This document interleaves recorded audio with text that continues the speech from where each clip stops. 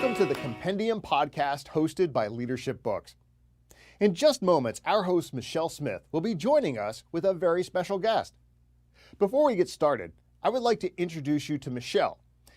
She's an award-winning marketing professional with years of experience in diverse markets. She is a 4-time published author and is also a seasoned publicist and national speaker. Michelle has appeared on Rachel Ray, ABC, CBS, CNN, Fox National News, Success Magazine, and many national radio programs. And she specializes in helping authors and business owners achieve publishing success. Won't you please welcome Michelle Smith? Welcome to the Compendium podcast. I'm so excited. We have author Tanya Kunze, the author of The Power of Positivity, with me today. And we need this more than ever right now. But before we get started, I want to tell you what a rock star this woman is. She is the leading prominent international neuroscience, yes, I said neuroscience coach, due to her educational seminars worldwide. In addition to that, besides being an international speaker, she is the former anchor of CNBC, and most recently was named under the top 40 most inspirational women in South Africa by Lux and Luxury magazine. Congratulations, that's amazing. And welcome, Tanya. Thank you so much. I always get so bashful when I get an introduction like that. And just to let our listeners know, I had to summarize this. It was one of those bios you read and think, what parts do I pick out? Because this is all very, very good. But anyways, we're here to talk about your book, The Power of Positivity. So please give our listeners an overview.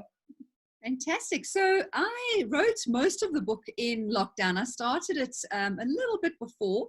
The concept was obviously milling around in my mind, and I really just needed the time to sit down and write it, and the inspiration was flowing in. It was almost like I had this download of information I needed to get out. And I've had my practice since for the past 9 years, and I've been in business for 30 years. And the whole concept of the book is very tried and tested. And a lot of the aspects of it were born from the trials and tribulations I've had in my life. You know, I think anybody who teaches how to be more, do more, have more, and grow has had to go through stuff. You know, if you haven't been through the stuff, you can't be authentic. Mm-hmm. So I've been through a bit of stuff in my life, and I likened my journey to that of a lotus flower. It sort of starts underwater, and how it emerges and goes through things and then can teach. And obviously, using my neuroscience background, I justify all the science aspects of it, you know. So there's a lot of information of self-help out there, which is basically like, trust me, I know what I'm doing. And that kind of didn't work for me. I wanted to prove it. I've got a very scientific brain. And I really wanted to say, this is why this works. And I've got 8 change habits, which are justified in the book as to why it's going to work for you if you do this. Fantastic. So those are 2 of the things I wanted to ask you about. So let's start with the 8 change habits. Will you elaborate on that a little bit more? Okay, perfect. So as I say, I've been coaching. So I've taken 15,000 people through this process. And the 8 change habits emerged over the time that I was working with them. And I took what worked. And I then decided to unpack those. So the 8 change habits evolve around your psychological body, your mental body, your thoughts, your physical body, and your energy body. Or I call it the energy or vibrational body. And it's been quite interesting because I've had people say to me, you know, my energy body, I've got energy, I'm always running around, but it's actually more your vibrational body. It's more about how you feel about yourself, how you feel about your thoughts, and how you feel about your body and your life in general that determines the outcomes, because it impacts the brain and then in turn impacts the hormones that you are producing. So those are all very, very important dynamics that I cover in the book. So if you practice those 8 change habits for 66 days, not 21. 21 days is a fallacy. Okay. Would you like me to unpack that? I agree with you there. So people that go on a 21-day challenge wonder why it didn't work. Exactly. And Philip Palelli et al. Did a whole process. There was 274 respondents, and they assessed to see how long it actually takes to break an old habit and to create a new habit. And it takes 66 days on average. Okay, so obviously some habits take a lifetime, and some habits, like maybe drinking a glass of water, might be a bit quicker depending on your environment and your lifestyle. But the magic number is 66 days. Where 21 days came from, it was a plastic surgeon who found out from his patients that to get used to a new face, so a new nose or whatever the person had done, or to get used to a prosthetic limb, took on average 21 days. And then somebody cottoned onto that and it became a global thing. And so you got to keep going for 66 days. And I run a 66-day challenge, and it's tough to get to 66 days. But when you're there, you've made it. The problem with most online bookstores is that, as an author, you have no connection to your readers. You have no idea if your grandmother, competitor, or that perfect client bought your book. If this wasn't bad enough, you're not privy to the purchase record of those buyers in order to sell them another book or service or consultation.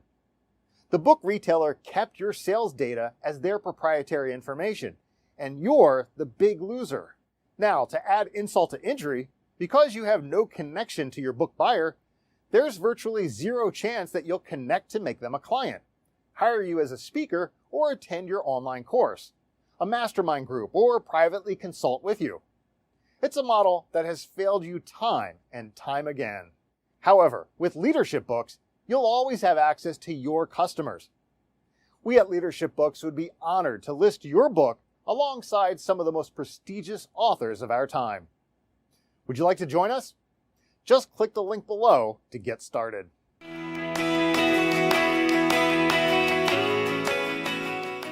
Wow, that's fantastic, because personally I've tried the 21-day take a diet type. You're right, it doesn't stick. So it's interesting that I never knew the background about that. So thank you for sharing that. It's totally funny. Also in the book. So we have to buy the book. So you mentioned, do you do coaching when it comes to the 66 days? Or is that just buy the book? Please tell me a little more about that, because I'm actually personally very interested. Perfect. So I do a 66-day challenge, which is online, and I'm going to probably start one again early January, because people all love to start their resolutions in January. And I then take people through that journey with me. So we do an online process, and they sign up, and then we meet every single day, even if it's just for 10 minutes, to touch base and plan the way forward. So that journey I run. I also run a 5-day workshop, which is a transformational workshop, which helps you get your head in the right place so that you can start one of those 66-day journeys. And then I've got obviously the process, which I then work with the people. They do it themselves, but then they can take themselves on that journey. It's much easier to do it with a group, though, because we have group support, and they sort of get to do a lot of hand holding through the process.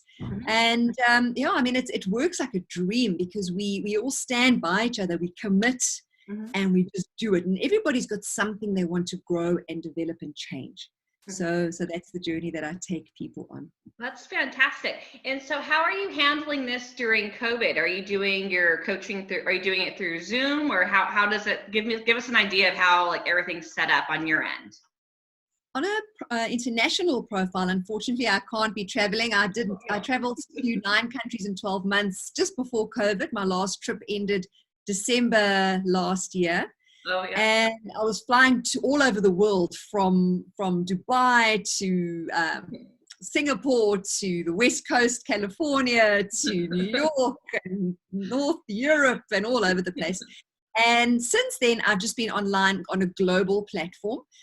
In South Africa, I've obviously been seeing people. We on level 1, which is we can go into organizations. So I've been working with groups of smaller groups. We can have up to 250 people in an environment, and under roof, and open air we can have 500 people. So we're almost back to normal here, and so that's working quite nicely. But what I'm finding lockdown has done, or the whole COVID process has done, is it's made people more comfortable online.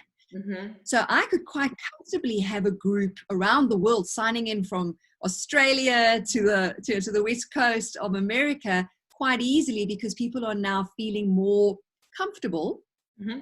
online. So it's actually opened my reach a lot more. I agree with you. My own parents are deciding, they finally got on Zoom, like, Dad, welcome to the century. That's fantastic. But I agree with you. Our world has like definitely changed. Okay, getting back to the book for a minute. You mentioned on how to like shift your view, the worldwide view based on what science says. I thought that was really interesting, especially the paradigm shifts in general, especially when you're talking about making a change. So I was hoping you could expand on that a little bit. Well, we are very aware of our physical body. And obviously there's a tremendous amount of science and all dynamics around that. But we have, to a point, really neglected our thoughts, which by all intents and purposes are energy. And our thoughts are something we're becoming a lot more aware of, the looping thoughts. What are we thinking? What are we focusing on? Energy goes where attention flows, and all of those dynamics are there. But there's one really big aspect of self, and that's your vibrational energy that people are not aware of. And it's a science, and it's measurable in megahertz. And how you feel about something determines where in your brain you think that thought. Do you think it in your primal fear-based aspect of self, in which case it sends out disabling hormones like cortisol? Mm-hmm. Or do you then think it in your conscious part of your brain? So you instruct your neuron where to send that thought to. And it then unpacks different hormones in your body, which either disable or enable you in reaction to it. So if you're thinking in your primal brain, which most of society does, they hazard a guess that 95% of society still think from quite a primal knee-jerk reaction part of the brain, which provides the cortisol in the body. And knock-on effects of cortisol will be things like really uncontrollable hunger. So then people have either eating disorders or starvation. So they'll actually have an eating disorder on the other side of it. Depression, and that is a global pandemic as much as anything, is depression. Lack of sleep or inability to sleep. Those dynamics also come from the overproduction of cortisol. Mm-hmm. Chronic mood swings. There were a consortium of knock-on effects from having too much cortisol in your body, or cortisol production on a chronic level. And that's dependent on where in your brain you're thinking. Mm-hmm. So control what you're thinking, control how you're reacting to those thoughts, control where in your brain you're thinking them, build neural networks in your brain. And so the science behind it can actually change your life, but you need to understand the who, and then the why, and then the how. I love it. You're amazing. Okay, so we're going to take a quick break with Tanya right now for a message of Leadership Books. So hang tight. We'll be right back. Hi, I'm Ron from Leadership Books. Leadership Books is a premier book retailer and news source specializing in nonfiction books. Books that help its readers change their lives, business, community, and family. Our authors are some of the finest thought leaders in the world of business, finance, and faith. Take a few moments and check out our authors, and I'll give you $10 off your first order.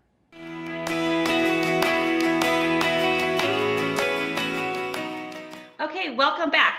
Tanya, what would you say are the key takeaways from your book?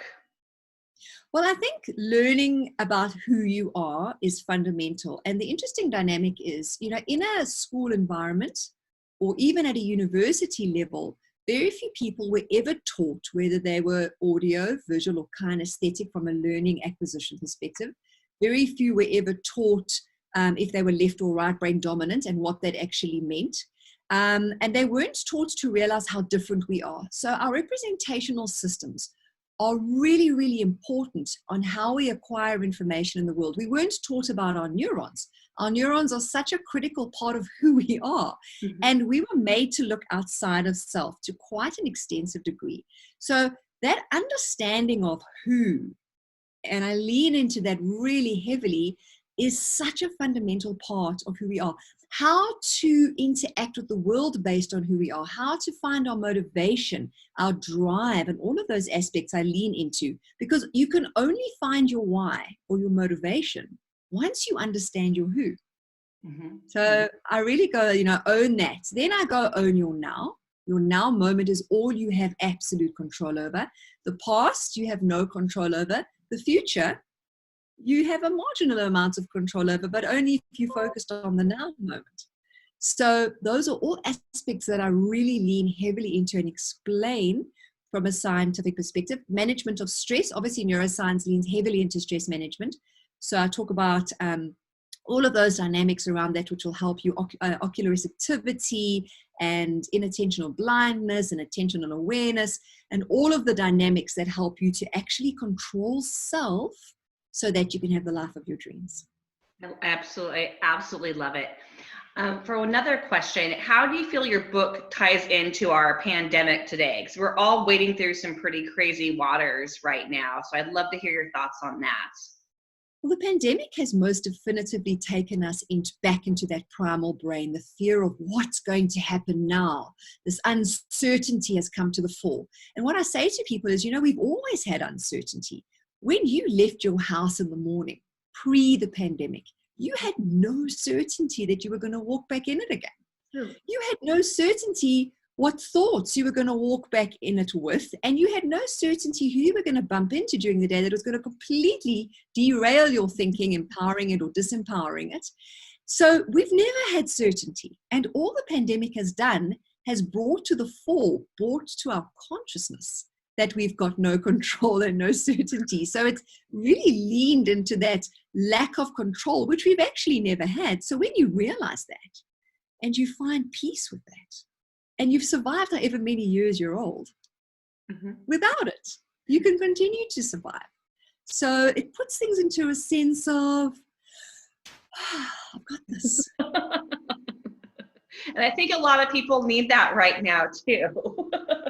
So what's next on your agenda? Do you have other books coming out? Where can people buy The Power of Positivity? Tell us about I know obviously travel's out right now for speaking, but let us know what you're up to. And I'm very excited to hear more about the 60-day challenge or 66-day challenge. If that would, it makes the most sense. 21 days, no, never works. But anyways, please tell us where we can buy the book and more about you and, what's next.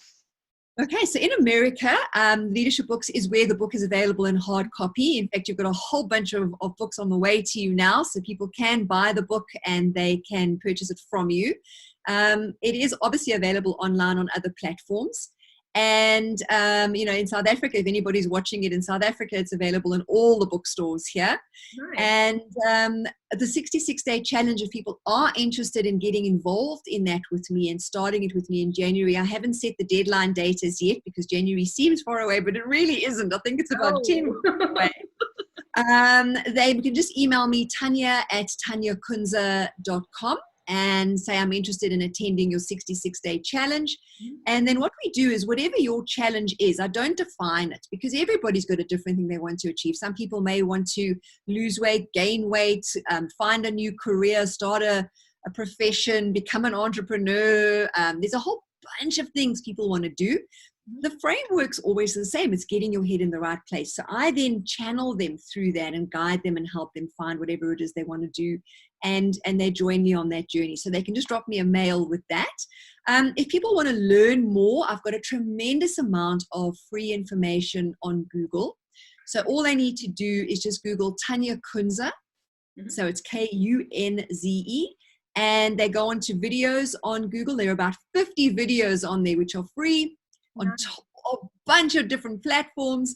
And they can learn for free. And then, yes, I've been asked to start writing my next book. So I think I'm going to have to start that this December. And I think it's going to be more around the difference between energy as we understand it and vibration as we don't. And I'm going to lean into the science behind that. So that's coming. Wonderful. Tanya, thank you so much for your time today. And it's been an absolute pleasure. I think I could speak to you for another hour, hands down. Anyways, I will love to have you as another guest, and thank you so much. And we will see you soon. Wonderful to talk to you. Thank you so much. I loved speaking to you. Thanks, Tanya. Thank you for joining us for today's broadcast. I do hope you enjoyed it as much as I did. And be sure to visit us online at leadershipbooks.store. There you'll find the works of some of the finest thought leaders today. And be sure to tune in here each week to gain even deeper insights from one of those leaders on the Compendium podcast.